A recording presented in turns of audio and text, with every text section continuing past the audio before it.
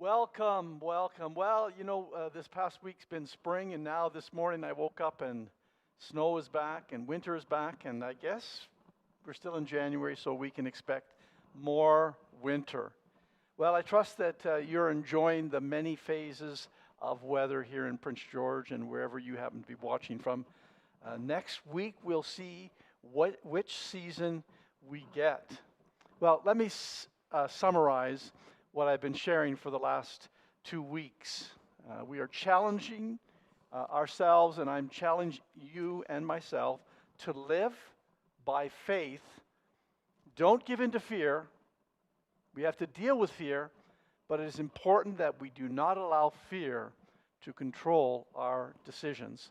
Well, if you know me and you know that illustrations are an important part of my sharing, I'm reminded back in 1998, Pastor Arlo wanted me to go with him to Sri Lanka. And a funny thing happened to my emotions during that time. I became afraid. And now, I wasn't afraid of flying because I have flown before. But what I was afraid of was getting there and not being able to get back. So it was that loss of control. And so no matter what I did, I couldn't overcome that feeling of fear. And I battled with that by making a decision. And the decision was that I was not going to allow fear to keep me from doing what I knew that I needed to do. And that fear didn't leave me until I stepped aboard the plane and started my journey to Sri Lanka. And over the next number of years, I went back many times, and that fear always came back again before I went. And that fear always left when I made the decision not to let fear control my life. Well, we live in a time where information is more available instantly than at any other time in human history. And though that can be good, it can also be dangerous, as information is not always true or complete. That's why it's very important for us to become discerning when dealing with the onslaught of information. Because you have to recognize this. Experts can make mistakes because they are human just like you and I. We also live in a time of tremendous polarization. Our world has never been as divided as it is now, at least in my lifetime. I talked about becoming truth seekers. But how you seek truth will determine whether you're a part of the problem or the solution. You can actually carry truth and be part of the problem. Paul in Ephesians chapter 4, verses 11 to 16, talks about the church. Now, of course, we understand that he's talking about the church universal. It is clear that there are several key points to the church functioning the way that God created it to function. Christ gave gifts to help the church function. The purpose of those gifts was so that the church could do God's work and be built up. Now again, we're not talking about a building. We're not even talking about an organization. We're talking about people. The church is people. And what Paul is saying is that the church or people need to become mature. The church or people need to be unified in their faith and in their understanding and knowledge of Christ. And it says this, when we come to that place of maturity, Paul says we will no longer be like children, but rather we will be mature, stable, discerning, and functioning properly. Now, what does Paul say that functioning looks like? Well, he says this, we will speak the truth in love. We will grow to be more like Christ, and we will have a harmony or a unity within the church. This is what we all desire. So let me summarize. Know truth, be mature, have unity, and love each other. Now, I could stop, and we have a lot that we could work on through these next number of days and weeks ahead of us. But I want to continue on a little bit, and I want to meddle a little bit if I can. So when I look or listen to the leaders and voices in our world today, I don't see what Paul is talking about. I don't see maturity. I don't see unity, and I don't see love for each other. In fact, what I see is quite often misinformation. Information that is self-motivated or driven. I see immaturity. I see division, and I see hatred or anger. So you can see why we are in a very difficult place. And then you add to that the economic issues that are facing many, many individuals. Then you add to that the strange weather occurrences that are happening. And you can see why fear and extreme division are becoming a greater problem in our world today. And really, when you look at it, it can be overwhelming and actually quite depressing. So the question is, how should we, as followers of Christ, respond to all this? It's overwhelming. It seems hopeless. It seems unattainable. And the list goes on. But what can I do? What can you do? Is there anything that we can do?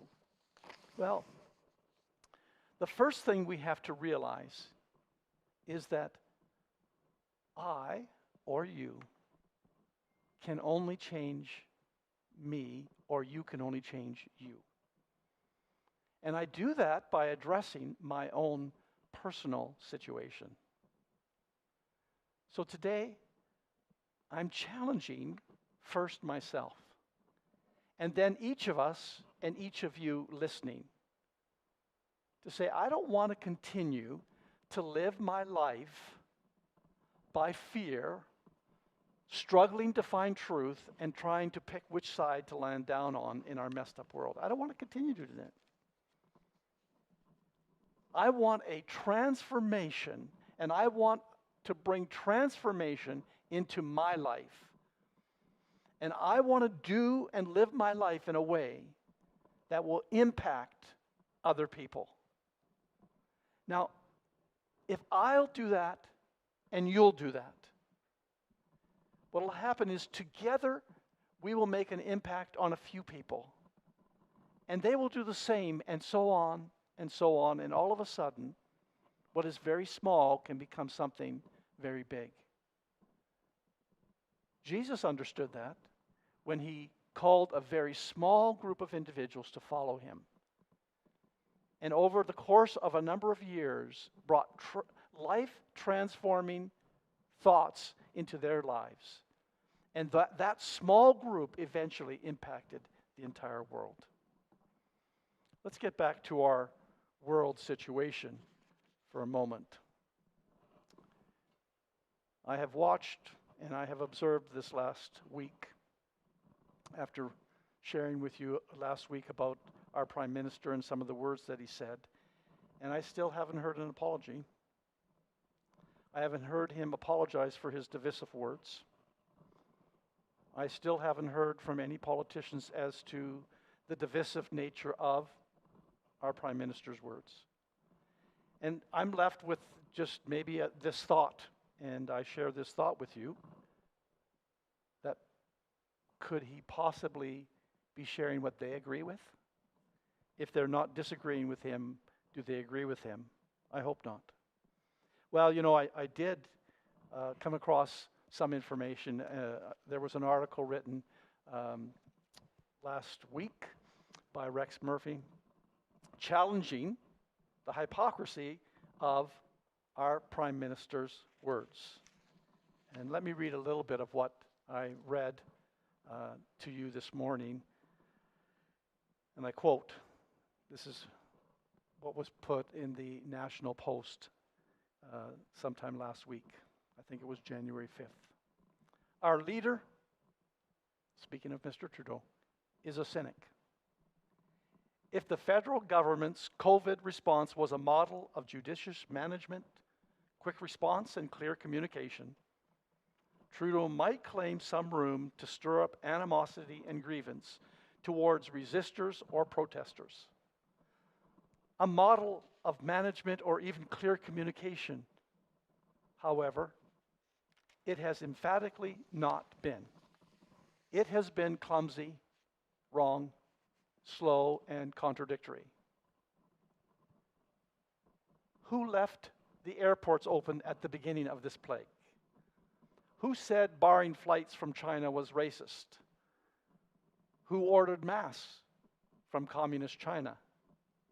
Whose spokesperson said masks were ineffective? Whose spokesperson then said masks were mandatory? Who warned against gatherings and then went to a Black Lives Matter protest? Who shut down Parliament, conducted the government of the great nation of Canada after his breakfast from the cottage of the Commons? Who called an election in the middle of a pandemic he was managing? Am I stepping on anybody's toes yet? Continue on with the article. And while we're in this territory, who gets to call racist after being filmed prancing around in blackface 4 whole times? Who gets to hurl the comments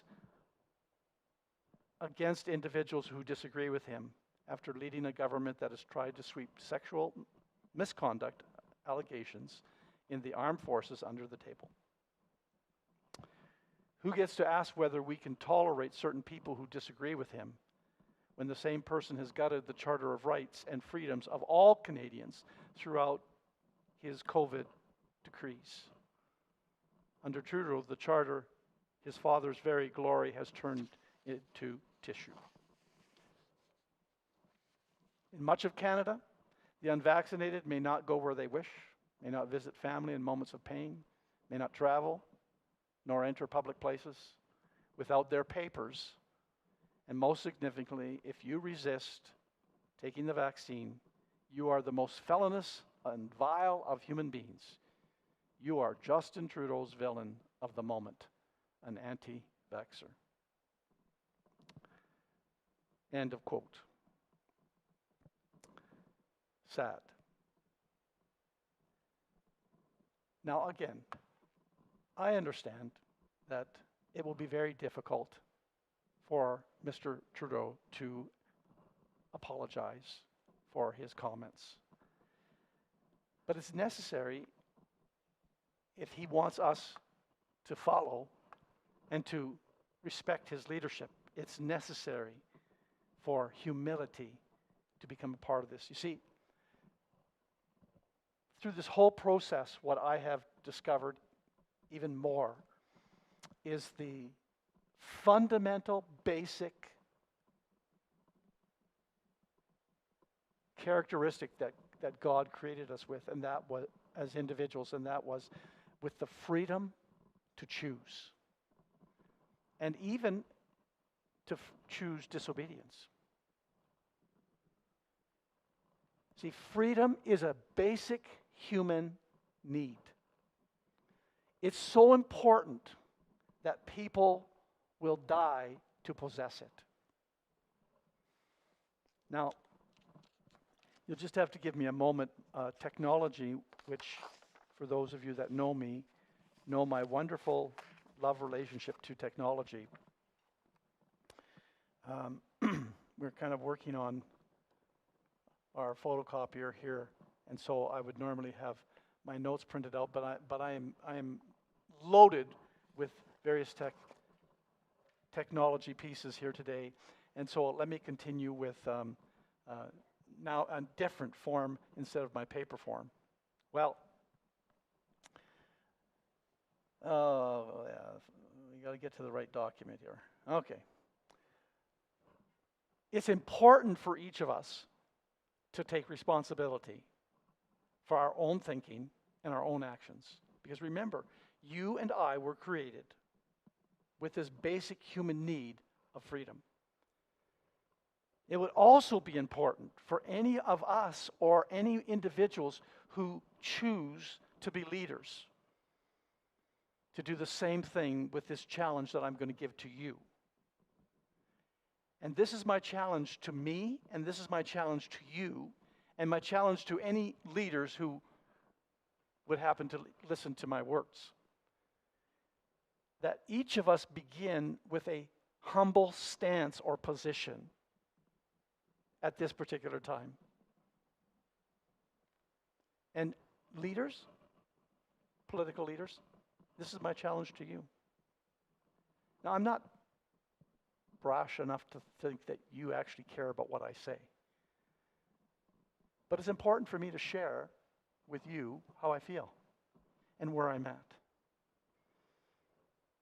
Leaders, and not just political leaders, but other leaders that I have heard and listened to, have accused people who are hesitant or resistant to their mandates of being selfish. But let's look again at our federal government for a minute. They called an election when they didn't need to, during the crisis that has crippled our society. And not to be outdone, Mr. Horgan, of this province that I happen to live in, also called an election. Again, when it wasn't needed, during this same pandemic. And the reason they called this election?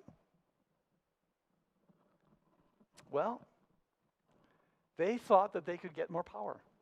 They thought they could move from a minority situation to a majority situation. Of course, they tried to say to us that they did this for our good. But does that really sound like it was for our good? No. They were doing it for the good of their particular view, their party. Now, do they want to do things that help us? And I hope so. They did it because they thought that it was a good time, that the opposition was at a vulnerable place, that people were positive towards them, and that they could use this current situation to better their position. Now, you know what? I'm okay with them doing that. But here's what I say to them. Stop the talk about selfish resistors and protesters until you own your own selfishness. Be leaders. Lead with truth and lead with love. Once you have humbled yourself and admitted you have made mistakes, we probably can actually forgive you. Because we recognize that we've all made mistakes. We've all acted selfishly. We've all acted out of fear. Then after you admit that you have failed, make some changes. Do things differently, not the same.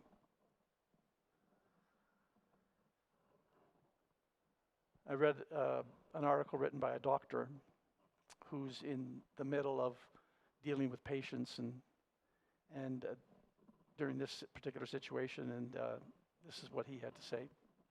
Again, I'm on this journey for truth, and I'm looking to find truth in various and many places. Here's what he said, and I quote, "Vaccines have two essential purposes: to prevent spread and to decrease severity. And though the mRNA vaccines clearly decrease severity of infection, especially with a recent booster, they clearly are doing little to prevent spread.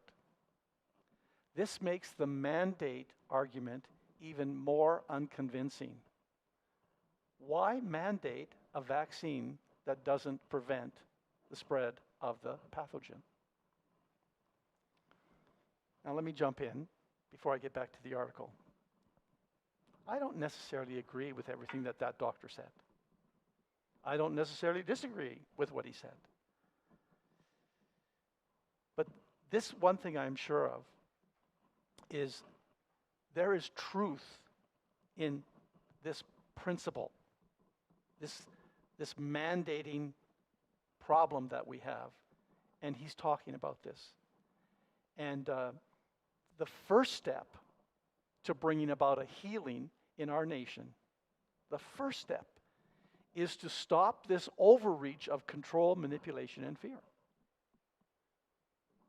And we are called as leaders to be out front, not following, leading. Let me continue. Dr.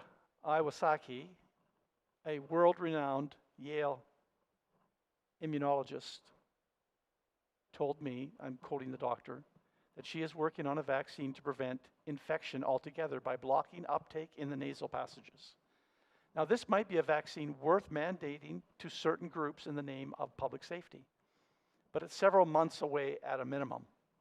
In the meantime, all we have is this cruel rhetoric against the unvaccinated and the consequences of over-promising of life-saving vaccine by drug companies who have a vested interest, the media, and politicians. And the public is left not believing any of them. Or, for that matter, in doctors like me. He's sharing his frustration and his experience. That because of a lack of humility, a lack of admission that this is greater than anything that they expected and that they don't have the answers, because of that, there's become a very cynical population, and it's growing. Because the further they go without admission of the mistakes they have made, and the further contradictions that they come out with, the further people move into a place of just unbelief. Now, let me try and summarize what I have shared with you today and over the last couple of weeks with a couple of statements that I would like to make. The first one is this. My encouragement, speaking to myself first and then to you, don't allow fear leadership in your life. You can't stop fear from coming. Fear is a response to your situation, your circumstances. You can't stop fear. The second time I went to Sri Lanka, fear came back again. I didn't invite it. I didn't want it. When it came back the second time, I had tools that I could use to deal with fear and say to fear, listen, you can come here, but you're not controlling me. You didn't control me last time, and you're not controlling me this time. So stop allowing fear to control or to lead your life. Number two, stop judging people who may have a different position than you. You see, they just might have a valid reason for thinking different than you do. Stop judging them.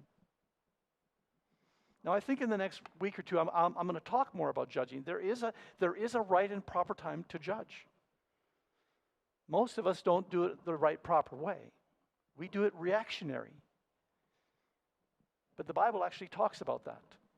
There are so many things that the Bible gives us for tools so that we can function and live in this broken world that we're a part of.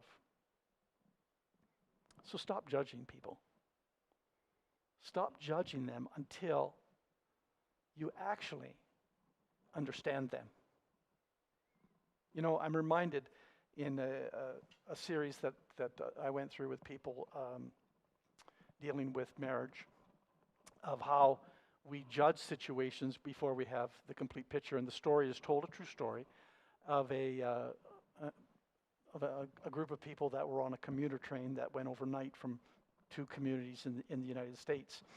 And onto the train came a man and his children, I think 2 or 3 children.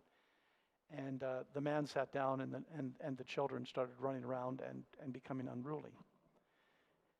And people in the train began to judge this man for being an irresponsible father because he wasn't taking charge of his children. And finally, one of the passengers on that train said to the man, "Excuse me, sir, we generally like to get a rest on this train, and your kids are just running all over the place and making noise, and you're doing nothing about it." The man looked back at him and said, I'm really sorry,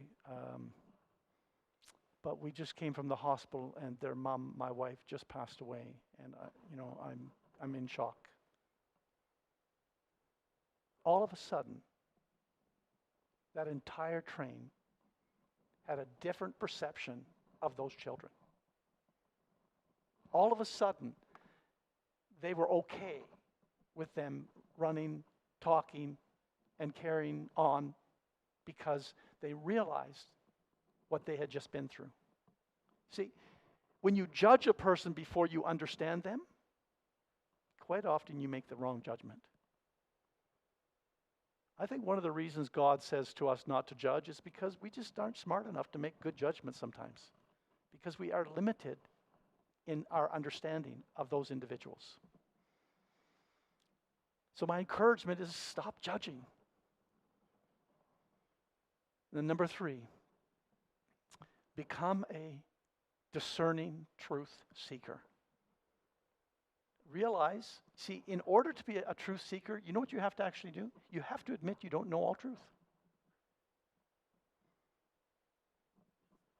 It's okay not to know everything. I think what the problem is when you pretend to.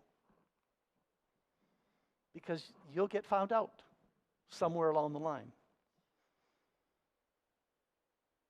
that you really don't know everything. I'm reminded of a story of my father-in-law told me. He needed a job, and he went to this place, and they were hiring truck drivers, and they said to him, "Have you ever driven a truck before?" And he said, "Oh yeah, sure." And so he had never. He took the truck out, and first of all, he was so proud of having the truck that he stopped by his parents' place to show his dad the truck he was driving. And anyway, he didn't even know where he was supposed to go, so he just followed some other trucks, and he knew a guy, and he said to the guy, "What am I supposed to do?" And the guy says, "Line up here, and where do I take that load? Take it over there." Well, what happened is partway on the journey, the axle broke on his truck, and he phoned the company, and they said, do you know how to change an axle?